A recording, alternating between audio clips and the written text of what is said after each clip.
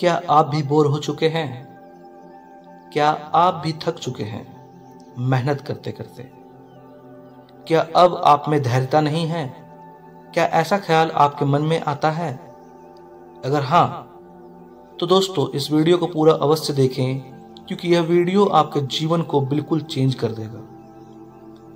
नमस्कार दोस्तों, मैं पंकज आप सबका पंकज के ज्ञानालय में स्वागत करता हूं।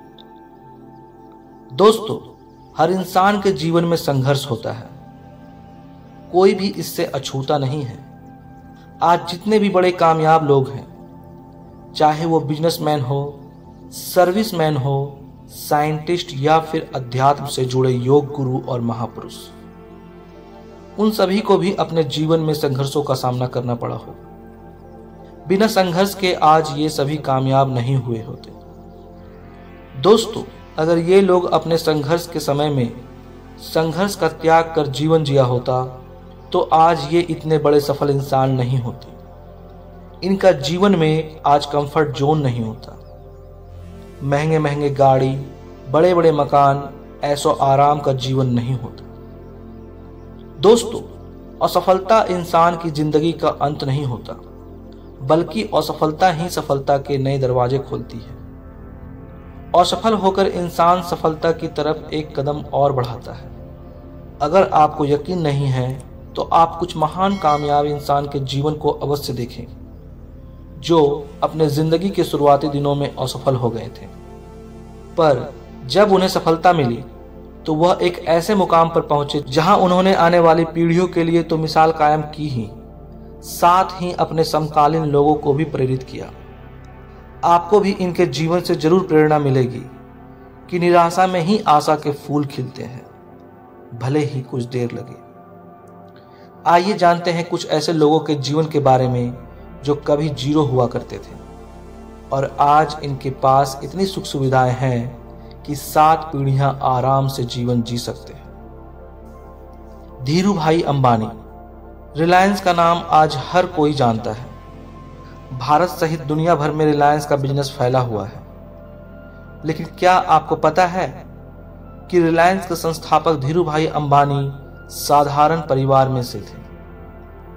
16 साल की उम्र में वह क्लर्क का काम करने के लिए यमन चले गए थे। यमन से लौटने के बाद उन्होंने दोस्त के साथ मिलकर व्यापार करना शुरू कर दिया। उनके दोस्त चंपकलाल दमानी और धीरू भाई अंबानी अलग हो गए। इसके बाद भी उन्होंने अपने शुरू किए व्यापार को जारी रखा और कंपनी को स्टॉक मार्केट में एंटर कर दिया।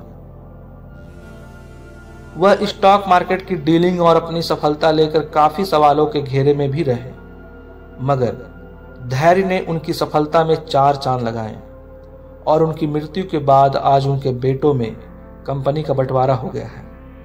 लेकिन आज भी रिलायंस भारत की बड़ी कंपनियों में गिनी जाती है। दोस्तों, आज पूरे विश्व में स्टीव जॉब्स को कौन नहीं जानता। टेक्नोलॉजी के क्षेत्र में पूरे विश्व के अंदर क्रांति लाने वाले एप्पल की शुरुआत एक गैरेज में 2 आदमियों ने किया था। आज हम इसे $2 बिलियन से अधिक संपत्ति वाली कंपनी के रूप में जानते हैं, जिनमें करीब 5000 से अधिक कर्मचारी काम करते हैं। लेकिन क्या आप जानते हैं कि इस कंपनी को शुरू करने वाले स्टीव जॉब्स को उनकी ही कंपनी से निकाल दिया गया था। इस दौरान समय ने उन्हें एहसास दिलाया कि अपने काम के लिए उनका जुनून असफलता की निराशा से अधिक है। नेक्स्ट और पिक्सर जैसे आगे के उपक्रमों ने अंततः जॉब्स को एप्पल में फिर से CEO की स्थिति में वापस ला दिया। वर्ष 2005 में जॉब्स ने अपने एक स्पीच में कहा था कि मैंने तब इसे नहीं देखा था, लेकिन यह मुझे मालूम है कि एप्पल से निकाल दी जाना मेरे लिए सबसे अच्छी बात रही, जो कि मेरे साथ कभी भी हो सकती थी। अगर आपकी भी जॉब चली गई है, तो उससे निराश ना हो, बल्कि उससे 2 कदम आगे बढ़ने की कोशिश करें। दोस्तों, कुछ वर्ष पहले तक वर्ल्ड के सबसे रिच इंसान बिल गेट्स को सभी जानते हैं। ये हार्वर्ड ड्रॉप आउट थे। उन्होंने अपने करियर की शुरुआत में ट्रैप ओ डेटा नामक एक बिजनेस का को ऑनरशिप किया जो पूरी तरह विफल रही थी। हालांकि कंप्यूटर प्रोग्रामिंग में इनके स्किल और जुनून ने इस विफलता को प्रसिद्ध सॉफ्टवेयर कंपनी माइक्रोसॉफ्ट में बदल दिया। बिल गेट्स उस समय 31 वर्ष के थे और दुनिया के सबसे कम उम्र के अरबपति बने। इस असफलता के बारे में बिल गेट्स ने एक स्पीच में कहा था कि सफलता का जश्न मनाना ठीक है, लेकिन असफलता के सबक पर ध्यान देना अधिक महत्वपूर्ण है। दोस्तों, नेक्स्ट है doctor APJ Abdul Kalam sir.